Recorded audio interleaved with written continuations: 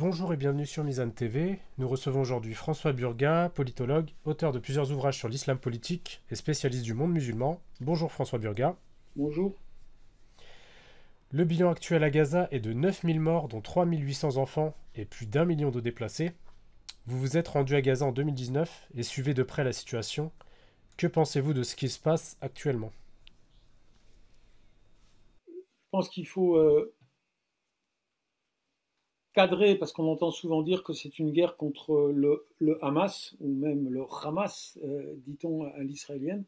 Je pense qu'il faut d'abord euh, redonner son contexte naturel à ce qui se passe actuellement. C'est une guerre contre les Palestiniens qui s'inscrit dans cette périodicité dont la classe politique française n'a pas la trace. Hein. On a le sentiment que les Français ont... L'histoire de la relation israélo-arabe commence le 7 octobre. Non, évidemment, elle commence en 1948. Illégitimer le gouvernement ou le leadership du peuple qui vous résiste, c'est un très très vieil artifice des Israéliens d'une part, mais de tous les dominants d'autre part. Hein. La France voulait libérer les Algériens du FLN. Hein. Et souvenons-nous d'ailleurs qu'elle voulait libérer les femmes algériennes du FLN aussi. Et vous voyez que le parallèle peut aller très, très loin avec tout ce qu'on prête au Hamas. Donc le Hamas, il faut le redire, plus personne semblait le savoir. Hein. L'embargo sur Gaza a commencé en 2006, lorsque, au terme d'une élection législative étroitement surveillée par l'Union européenne, le Hamas avait remporté les élections. Hein. Donc les députés du Hamas ont été mis en prison et le territoire de Gaza a été mis sous ce terrible embargo qui date depuis 2006 parce qu'il était le plus légalement du monde arrivé au pouvoir. Alors est-ce qu'il est illégitime parce qu'il n'y a pas eu d'élection? La réponse elle est facile, il est ni plus ni moins illégitime que l'autorité palestinienne qui elle non plus n'a pas été réélue en Cisjordanie, d'accord? Est-ce qu'il gouverne de façon autoritaire? Oui, sans doute, c'est assez vraisemblable. Mais qui sommes-nous pour donner des leçons de démocratie à nous qui soutenons Abdel Fattah Sisi, à nous qui avons décoré Abdel Fattah Sisi, Moubarak et à peu près tous les tyrans africains et arabes de la croix de la Légion d'honneur. Donc je pense qu'il faut évacuer ça. La situation à Gaza, c'est un épisode, c'est une exacerbation de ce vieux déni de l'égalité qu'est l'aventure israélienne d'abord, l'expansion israélienne ensuite, depuis 1948, en passant par 1967. Au vu du nombre très conséquent de victimes civiles du côté palestinien, on se demande si le peuple est visé ou seulement les activistes du Hamas. Certains membres du gouvernement israélien parlent de guerre totale. Quelle est votre analyse? Oh, il n'y a pas d'analyse, il n'y a pas besoin d'analyse, il suffit de voir la réalité. Vous savez que nous avons toute une série de commentateurs qui nous ont expliqué non, non, non, c'est pas pareil. Si des enfants ont été tués le 7 octobre, c'est pas pareil que ceux qui sont tués après. Et puis après, parce que ceux qui sont tués après, c'est sans faire exprès. Et on voit qu'Israël utilise des bombes de très très fort tonnage qu'elle lance sur des zones urbanisé très densément. Et donc, bien sûr, c'est une guerre totale. Il n'y a pas l'ombre. Le bombardement de Jabalia hier ou avant-hier a fait plusieurs dizaines de morts. Et la seule explication des autorités israéliennes était qu'il visait un combattant du Hamas, qu'un dirigeant du Hamas s'y cachait. Donc, c'est une guerre totale. C'est pas de la rhétorique, c'est de la description aussi factuelle que possible. C'est une guerre totale, c'est une punition collective que mènent les Israéliens contre l'ensemble de la population de Gaza aujourd'hui. Quelle est selon vous leur stratégie justement à l'État israélien alors?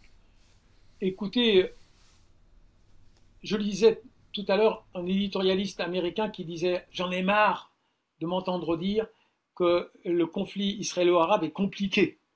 Euh, Non, il est simple le conflit israélo-arabe. Et la stratégie israélienne, elle est relativement simple. Israël ne veut pas la paix, Israël veut la terre. Israël veut coloniser l'ensemble de la Cisjordanie et si possible récupérer Gaza. Israël n'est donc pas contrarié par une résistance armée. Israël préfère à tout prendre, alors une date qui est très très importante pour comprendre la fragilité du soutien occidental en général, français en particulier, à la résistance palestinienne, c'est le fait que le lexique musulman ait acquis plus de visibilité avec l'arrivée au Hamas au pouvoir en 2006. Donc, dans ce contexte-là, il faut rappeler que Netanyahou préfère le Hamas parce qu'il préfère l'effet répulsif du Hamas. Donc, il veut qu'il y ait une résistance armée. Si elle est islamique, c'est encore mieux parce que le continuum de la résistance armée lui permet de s'abstraire d'absolument toutes les règles du droit international, de toutes les logiques de paix. Elle lui permet de continuer à passer en force. Passer en force, certainement pas vers la paix, passer en force vers l'occupation totale de la Cisjordanie et de Gaza. Et il faut rappeler, puisqu'on a dit que le Hamas avait trop de poils, faisait peur, il faut rappeler que depuis toujours, la résistance palestinienne a été qualifiée de terroriste. Quel qu'ait été le lexique des opposants, quelle qu'ait été leur religion, parce que Georges Habash, il s'appelle Georges, il s'appelle pas Mohammed, et c'est le Front palestinien de libération de la Palestine, et il était traité comme terroriste depuis le début. Et puis il faut peut-être rappeler une phrase qu'on a oubliée, qui est extrêmement éloquente. En 2001, Sharon veut mobiliser l'opinion publique occidentale, et il dit « Vous avez Ben Laden, et nous avons, et il ne dit pas nous avons le Hamas, il dit nous avons Yasser Arafat. » Donc depuis toujours, on n'a pas eu besoin que s'islamise, entre guillemets, le lexique des militants de la résistance palestinienne pour qu'elle soit considérée exclusivement comme terroriste et comme islamiste, puisque c'est le lexique qu'aime bien entendre le public occidental maintenant lorsqu'il s'agit de criminaliser un acteur politique. Hassan Nasrallah, secrétaire général du Hezbollah au Liban, vient d'énoncer son discours. Quels sont pour vous les points marquants de son intervention? Alors je l'ai écouté très attentivement. J'ai tiqué la première fois lorsqu'il a dit l'opération Tawfan el-Aqsa est une décision palestinienne à 100%, c'est-à-dire l'opération du 7 octobre n'a pas été, comme certains de mes collègues grands spécialistes avaient cru pouvoir le dire le lendemain, décidée à Téhéran. Il a même incité, vous me direz, on n'est pas obligé de croire tout ce que dit Hassan Nasrallah, mais il a tout de même précisé que cette opération avait été gardée dans le plus total secret et qu'elle avait bien été une décision 100% palestinienne. Après, il a essayé de plaider pour la crédibilité de son action actuelle. Il a mis en valeur les efforts militaires, l'importance du front actuel. Il y a des échanges de missiles, il y a des opérations militaires sur la frontière entre le Liban et la Palestine occupée. Donc il a longuement mis en valeur, disant que ça avait mobilisé des troupes qui ne pouvaient pas aller à Gaza. Et sinon, le plus important de ce qu'il a dit, c'est l'avenir est ouvert à absolument toutes les options possibles. Nous ne craignons pas, on nous dit regardez comment est Gaza, il dit les ruines de Gaza, c'est un paysage que nous on connaît depuis très longtemps au Liban, ça ne nous fait pas peur. Donc il a gardé toutes les options sur la table, y compris celle donc d'un conflit plus important que celui qui se déroule actuellement sur le front libanais. Le traitement médiatique actuel insiste fortement sur le risque de montée de l'antisémitisme en pointant du doigt les populations françaises de confession musulmane, à travers notamment un supposé antisémitisme couscous comme l'a indiqué M. Perry sur LCI, ou encore un potentiel massacre perpétré par des ouvriers musulmans disposant d'explosifs, je cite M. Klarsfeld sur CNews. Que révèlent ces propos sur la température du débat en France, et notamment dans le traitement de la question israélo-palestinienne? Je ne vais pas répondre et aller au-delà. Je dirais que jamais, à travers la position qu'elle a adoptée depuis le 7 octobre, jamais la France ne s'est autant recroquevillée sur la scène internationale. Jamais la superficie, jamais la légitimité, la crédibilité de la France ne s'est tant rétrécie aux yeux du monde. Aux yeux du monde. Nous avons l'écho, nous avons le soutien d'une fraction des dirigeants occidentaux, mais nous avons un désaveu croissant, de plus en plus explicite. J'ironisais il y a quelques minutes sur Twitter en rappelant que 2 jours avant le 7 octobre, un grand spécialiste, enfin de ceux qui nous nourrissent la tête sur France Inter, là en l'occurrence c'était Frédéric Ancel, peut-être le connaissez-vous. Pour moi c'est pas un spécialiste, c'est un militantationniste, mais là il avait le maillot d'expert et il expliquait aux auditeurs ce qu'il y a d'original maintenant, c'est que Israël au Proche-Orient n'a plus aucun ennemi. Vous voyez à peu près la crédibilité du discours médiatique sur lequel la classe politique fonde sa gestion du conflit israélo-arabe maintenant. Alors, il faut rappeler, ça serait trop long, on n'a pas le temps, mais il faut quand même rappeler la structure des contresens de la posture française. La première, la plus importante, c'est que la France ne fait pas la différence entre l'agresseur et l'agressé, elle ne fait pas la différence entre le colonisateur et le colonisé. Je m'en prends souvent à la personne du dessinateur du Monde, Plantu. Pour Plantu, il y a les vilains colons d'un côté et les vilains Hamas de l'autre. Et il y a une faille béante dans ce dispositif, c'est qu'il y a un agresseur et il y a un agressé.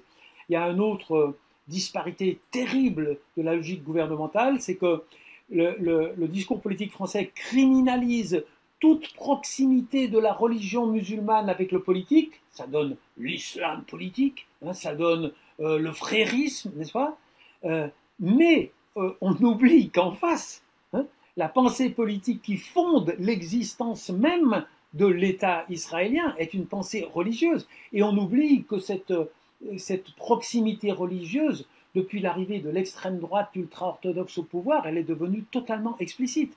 Et on continue à annoncer, comme le fait M. Ciotti, qu'il y a la seule démocratie du Proche-Orient qu'il faut soutenir contre les barbares de l'islam politique en face.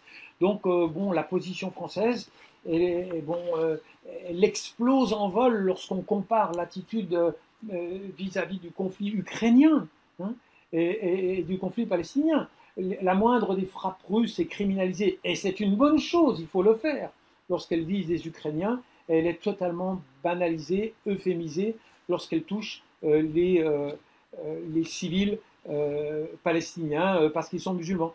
Donc, l'État français, il est dans un véritable festival de deux poids, deux mesures.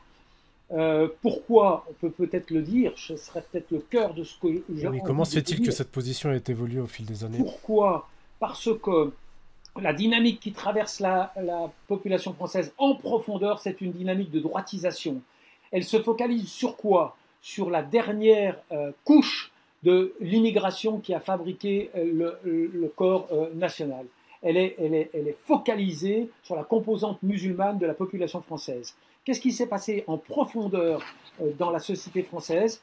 Le discours anti-musulman qui était cantonné à une certaine frange de la classe politique, l'extrême droite, puis la droite, a commencé à grignoter la gauche avec le printemps républicain, jusqu'au Parti communiste, attention, donc à grignoter des pans entiers de la gauche, et puis en septembre 2020, discours des Mureaux, le discours islamophobe, j'emploie le mot, est devenu le discours de l'État. D'accord? Qu'est-ce qui s'est passé? L'extrême droite, qui était traditionnellement en tension avec l'État hébreu parce qu'elle était qualifiée d'antisémite, a mis la priorité explicitement sur son antagonisme avec les musulmans de France. Et ce qu'il faut comprendre, c'est que le soutien aveugle à l'État hébreu actuellement surfe la poussée islamophobe dans le tissu politique français. Et donc, si vous voulez faire des voix actuellement en France, et c'est ce que M. Macron a compris, il faut être islamophobe. Et donc, être islamophobe et soutenir le soutien inconditionnel à Israël, c'est faire une guerre sans limite, par procuration, contre ces musulmans dont vous critiquez la présence dans vos banlieues. Et il n'y a plus de mystère aucun. Maintenant, Zemmour, qui craint le grand remplacement, qui fantasme le grand remplacement en France, est allé prôner le grand remplacement des Gazaouis à Gaza. Vous voyez? Donc je pense que tout en revient, si on veut aller au cœur du problème de la société française, c'est cette poussée islamophobe. Et moi, cette poussée islamophobe, je ne la ramène pas à un conflit entre des religions.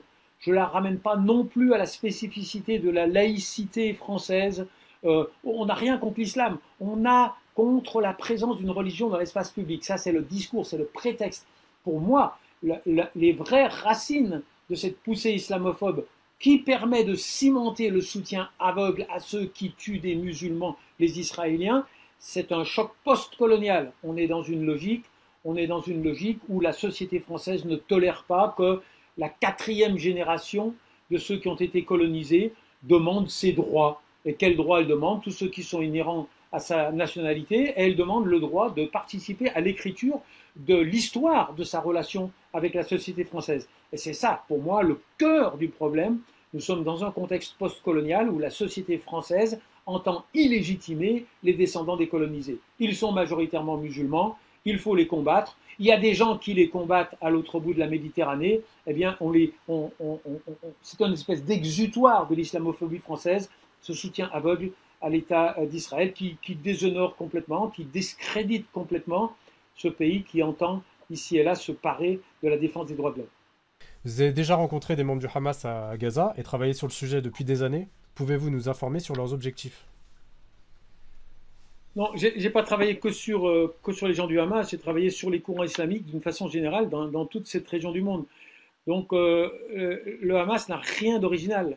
Le fait que les militants de libération de la Palestine, bon, Harakat al-Muqawama islami, ça veut dire le mouvement de la résistance islamique. Le fait qu'ils parlent musulman n'a absolument rien de surprenant. Ils ont eu un itinéraire tout à fait comparable aux autres sociétés de la région où des majorités politiques se sont formées en faveur. Alors quand on dit les islamistes, c'est une catastrophe parce qu'on risque de tout mélanger. Dans les islamistes, on met Baghdadi, le leader de Daesh, et Ranouchi, celui qui a fait adopter une très belle constitution à la Tunisie, qui est actuellement en prison. Mais disons que le retour en grâce du lexique musulman dans le langage politique qui caractérise Hamas et dont se servent les Occidentaux pour criminaliser la résistance palestinienne, c'est un phénomène tout à fait naturel. Que la France comprend encore moins que les autres parce que les anglo-saxons admettent la présence du religieux dans l'espace public. In God we trust, c'est écrit sur le dollar. Mais les Français, on en reste à notre modèle révolutionnaire qui a voulu que pour devenir libre, moderne, démocratique, il a fallu qu'on combatte l'Église. Et ce qu'on n'arrive pas à comprendre, c'est que l'adhésion à une identité religieuse, qui dans le cas du monde musulman joue pour le moment, de mon point de vue, une fonction identitaire, beaucoup plus que religieuse. Je dis souvent la raison pour laquelle le lexique islamique plaît aux masses dans cette région du monde, c'est pas parce qu'il est sacré et divin, c'est parce qu'il est endogène, il est homemade. Eh bien, le fait que les militants du Hamas parlent musulman ne les empêche absolument pas d'avoir sur le terrain démocratique des performances qui sont tout à fait comparables avec celles de leurs adversaires, par exemple Abdel Fattah Sisi, par exemple n'importe lequel des tyrans de la région. Donc pour moi, il est extrêmement important de casser cette dichotomie déclarée par les Occidentaux, cette antinomie entre les islamistes et le très très lent mouvement de démocratisation des sociétés dans cette région du monde. Donc pour moi, le Hamas, ben oui, j'ai rencontré leurs militants depuis longtemps, dans diverses circonstances. Je me suis exprimé devant eux dans divers pays. Et donc, bien sûr, je ne parviens absolument pas à les criminaliser, comme le fait 90% malheureusement du discours de l'intelligentsia française, y inclut la gauche, parce qu'il y a deux formes de rejet, deux lexiques de rejet des islamistes. Il y a le classique lexique de la droite et de l'extrême droite, mais celui de la gauche n'est pas mieux. Les communistes, le canard enchaîné ne fait pas mieux dans la description des réalités du Proche-Orient que ne fait l'extrême droite du Rassemblement national. Et c'est ça qui est terrifiant dans la société française, c'est que, bon, sur des tas de questions, le canard enchaîné vote ou parle comme valeur actuelle. Et c'est une des caractéristiques de l'impasse dans laquelle se trouve notre société aujourd'hui. Pour beaucoup d'analystes, enfin, en Israël ou même en France, le Hamas est aujourd'hui comparé à Daesh ou un mouvement pire que les nazis. Bon, Qu'est-ce que mais vous ça, pensez de ça? encore une fois, pour montrer la vanité de ce genre de propos, il faut rappeler que Sharon a comparé Yasser Arafat avec Al-Qaïda. Donc vous voyez, c'est déjà pas très très très sérieux. Maintenant, si on veut très très sérieusement comparer les deux mouvements, non, ils n'ont pas grand-chose à voir. encore une fois, quand on parle des islamistes, moi je dis tout le temps, attention, ça va de Ranouchi à Baghdadi, c'est-à-dire c'est tout n'importe quoi, l'inverse c'est son contraire. Avec le même lexique musulman, on peut avoir des modes d'action complètement différents. Le Hamas, c'est un mouvement national. C'est un mouvement qui a une temporalité et une territorialité très limitée. Il vise la libération de la Palestine de l'occupation israélienne. Et il ne se soucie pas de savoir si au fond de l'Ouzbékistan, l'islam vaincra. Alors que Daesh a un agenda dont la temporalité et la territorialité est beaucoup plus grande, c'est-à-dire il ne s'intéresse pas seulement, par exemple, au conflit de l'Irak où il est né, ou de la Syrie, il s'intéresse au monde entier. Hein. Donc rien que ça en fait des mouvements complètement différents. Ensuite, Daesh a eu un agenda. Moi, je plaide pour la contextualisation de la violence de Daesh quand il s'en prenait aux bourreaux du régime syrien. Mais par contre, quand Daesh s'en est pris aux minorités religieuses en Irak, il n'y a aucune contextualisation nécessaire. C'est de la violence sectaire, elle est entièrement, totalement condamnable. Or, le Hamas cohabite avec des chrétiens palestiniens. D'ailleurs, on aimerait bien entendre les protecteurs des chrétiens d'Orient se mobiliser pour les défendre, d'accord? Donc le Hamas a prouvé des dizaines de fois qu'il cohabitait avec les minorités religieuses sans aucun problème. Le Hamas, contrairement à ce qu'on dit, n'est pas antisémite per se, il est anti-occupation militaire israélienne. Et donc ces mouvements-là sont très très très différents. Mais bon, le lexique de la propagande, quand on veut tuer son chien, on lui donne tous les défauts de la terre. Mais la meilleure réponse, c'est de rappeler qu'avant même que le Hamas existe, hein, tous les résistants palestiniens étaient traités de terroristes par les Israéliens, dans le plus grand silence des observateurs occidentaux qui avalaient parfaitement cette formule. Quand on observe les événements actuels et les haines de part et d'autre, on se demande quelle peut être l'issue.